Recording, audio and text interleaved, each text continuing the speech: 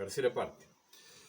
Bueno, cuando hablo de adecuar nuestros actos a la naturaleza, esto tiene un montón de alcances que hoy en día nos están pidiendo a gritos desde distintos lugares.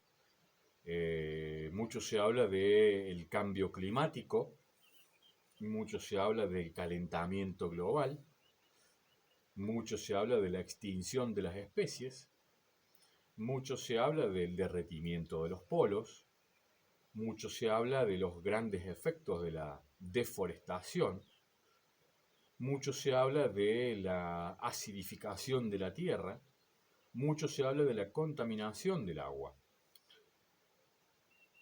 Poco se hace. Entonces,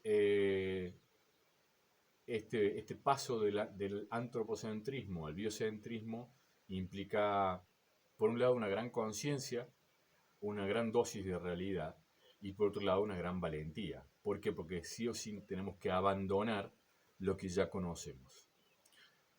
Y ahí vamos al sistema jurídico. ¿Qué es lo que ya conocemos? Básicamente en el sistema jurídico tenemos sujetos de derecho. Dentro de los sujetos de derecho tenemos hoy en día la persona física de carne y hueso o persona real y la persona jurídica o persona artificial.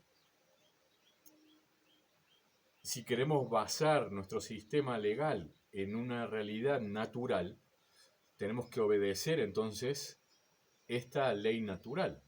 La ley natural habla de lo que es real y tangible, lo que existe, que se puede tocar, ver, oír, oler, medir.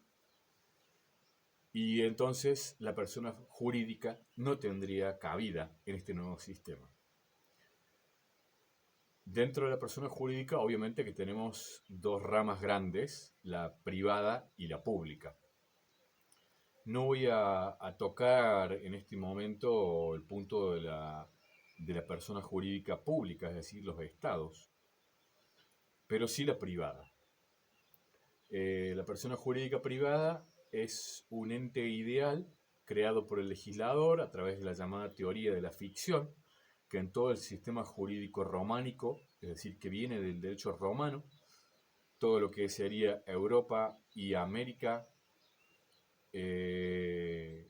ha seguido esta rigambre de derecho y se incorpora entonces esta figura jurídica que es artificial, basada, ya digo, en la ficción, para crear, dotar a un ente ideal de derechos y obligaciones y equipararlo al ser humano.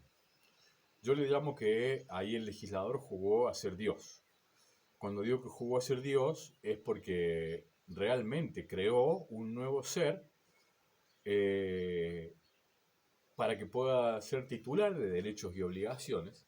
Y este ser, no solamente que vive más que el ser humano real, porque vive 99 años de entrada, que puede ser revivido por otros 99 años más por un simple acuerdo de voluntades plasmado en un papel, es omnipresente, está a la vez, puede actuar en todos lados, en todos los países donde fuera reconocido, por lo cual una vez que obtengamos el reconocimiento, podemos estar hablando del mismo ente ideal funcionando simultáneamente en distintos estados. Carece de capacidad de hecho porque tiene que estar representado por personas físicas y lo más importante es que el motivo de su existencia es un motivo puramente especulativo. ¿Por qué? Porque surge para proteger el patrimonio de sus miembros.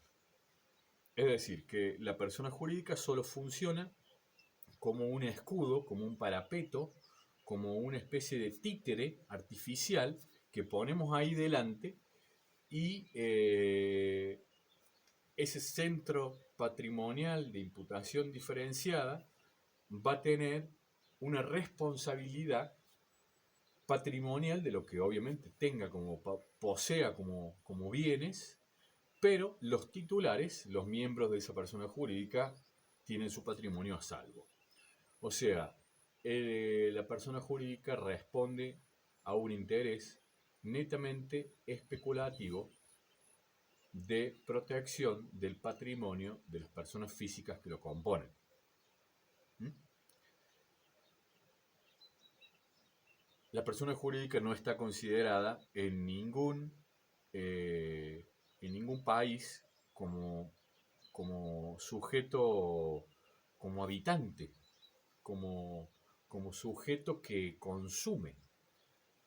Cuando los países se hacen los conteos en base a los consumos, se miden y estadísticamente se evalúan esos consumos en base a las personas físicas, a los millones de habitantes que posee el país.